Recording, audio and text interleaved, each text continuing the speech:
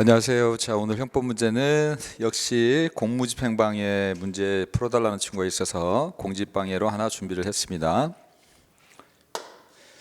1번에 위법한 집회 시위가 장차 특정 지역에서 개최될 것이 예상된다고 하더라도 이와 시간적 장소도로 근접하지 않은 다른 지역에서 그 집회 시위에 참가하기 위해서 출발 이동하는 행위를 함부로 제지할 수 있느냐.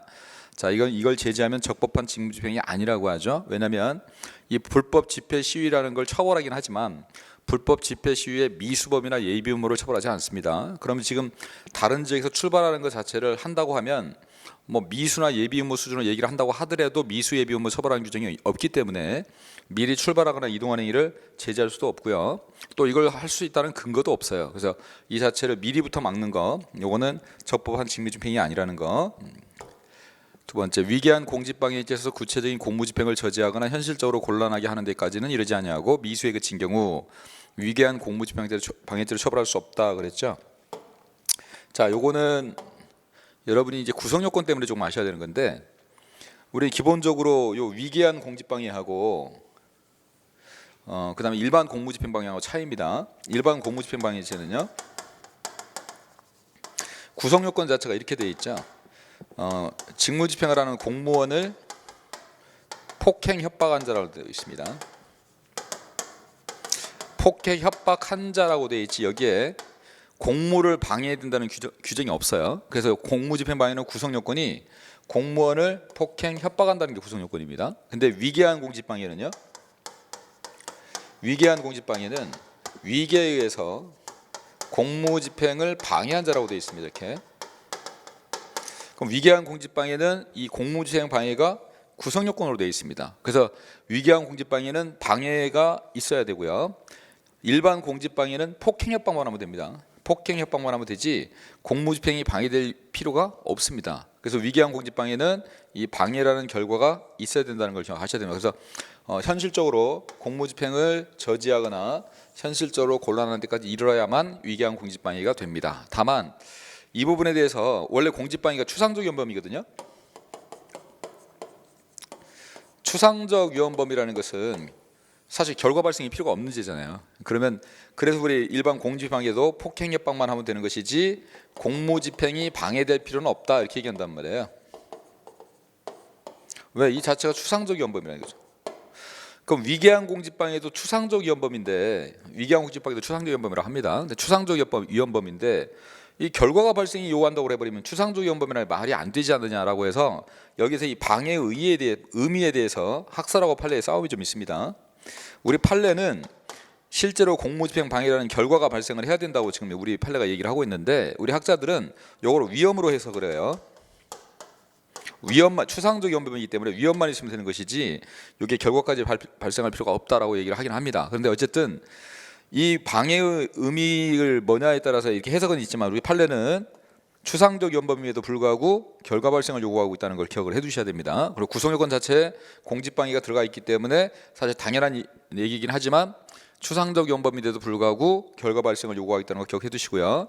또 하나 좀 기억하실 게, 이게 구성요건이다 보니까 위계한 공직방해는 이 자체가 고의의 인식 대상이 돼요. 그러나 일반 공직방해는 공무집행이라는 것 자체가 구성요건이 없기 때문에 공무집행을 방해한다는 인식이나 의사가 필요가 없습니다. 그래서 공무집행 방해가 고의의 인식 대상이 되지 않아요. 근데 위계한 공직방해는 이 공직방해 자체가 고의의 인식이 될 수 있다는 거, 객관적 구성 요건이기 때문에 그거를 잘 기억을 해두세요. 위계한 공직방해가 추상적 위헌범인데 결과가 필요하다. 이건 좀 외워두셔야 돼요. 왜냐하면 추상적 위헌범인데도 불구하고 이렇게 보기 때문에 논리적으로 좀 안 맞잖아요. 이게 잘 기억을 해두십시오. 이거는 그냥 이렇게 생각하시면 좋을 것 같아요. 위계라는 게 속이는 거잖아요. 우리 사기죄 같은 거 생각해 보시면 돼요. 사기죄는 기망을 하게만 하면 되는 게 아니라 기망에 의한 처분행위가 있어야 되잖아요. 이게 있어야만 사기죄가 되거든요. 위계도 속이는 거니까 속이기만 하면 되는 것이 아니라 공무집행방해라는 결과가 있어야 된다. 이렇게 연결을 시켜놓으세요. 그렇게 외워두시면 헷갈리지 않게 할 수 있어요. 그래서 일반 공직방해는 공무집행방해의 결과가 필요 없지만 위계한 공직방해는 속이는 거니까 사기죄하고 비슷하게 속이는 거니까 사기죄의 기망에 의한 처분행위가 필요하듯이 위계에 의해서 공직방해라는 결과가 필요하다. 이렇게 하나 외워두십시오. 어쨌든 둘 다 추상적 위헌범이고요.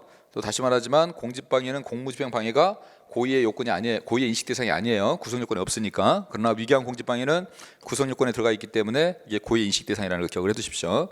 두 개를 좀 잘 구별해 두시는 게 좋아요. 그래서 요거는 맞는 말이고요. 3번. 불신 검문을 하게 된 경위나 불신 검문 당시 현장 상황과 검문을 하는 경찰관들의 복장, 피고인이 공무원증 제시나 신분 확인을 요구했는지 여부 등을 종합적으로 고려해서 검문하는 사람이 경찰관이고 검문하는 이가 범죄에 기원한 것임을 피고인이 충분히 알고 있다고 보이는 경우는 신분증 제시하지 않았다고 해도 불신 검문이 이 법은 아니다. 우리 형소법에서 많이 나오는 거죠. 우리 불신 검문에서 신분증을 제시하라고 하는 이유는 내가 지금 공무를 집행 중인 경찰관이라는 걸 알려주기 위해서 하는 건데 신분증을 보여주지 않았어도 이미 다 알고 있기 때문에 굳이 보여주지 않았어도 이 법이 아니라는 거죠. 이거는. 자, 4번에 공무집행 방해죄에서의 범죄 의사는 상대방의 직무를 집행하는 공무원이라는 사실, 그리고 이에 대해서 폭행 협박을 한다는 사실을 인식한다는 것. 자, 이거 구성요건입니다. 객관적 구성요건이기 때문에 당연히 인식해야 되고요. 공무원, 공무를 집행하는 공무원, 폭행 협박한다. 여기까지가 객관적 구성요건입니다. 그러나 아까도 얘기했지만 공무집행 방해는 공무집행을 방해한다는 것 자체가 구성요건이 없어요. 따라서 이거를 인식할 의사가 필요가 없습니다. 제가 아까도 했지만 위계한 공직방해는 이게 필요해요.